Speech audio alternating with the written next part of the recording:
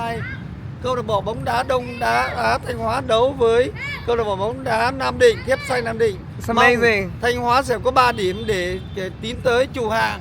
Good. Xin cảm ơn. Hello. Come on, okay, goodbye. Thank you so much. Goodbye. Great, okay. Thank you.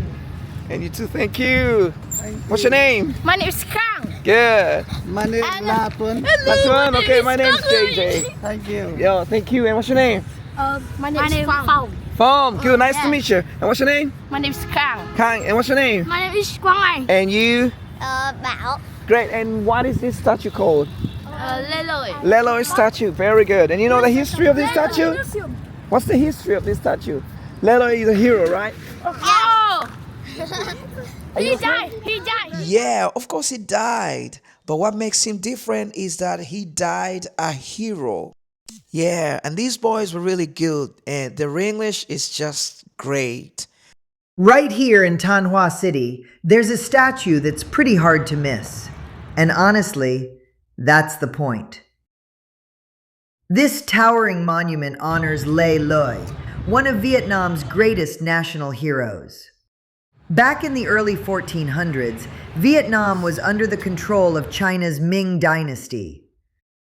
Most people accepted the situation, but Lê Lợi looked around and basically said, yeah, that's not going to work.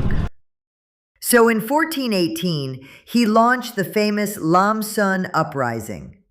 For 10 long years, he and his followers fought battle after battle to push the Ming forces out of Vietnam. And in 1428, they succeeded. Vietnam regained its independence, and Lê Lợi became emperor, founding the powerful later Lê dynasty.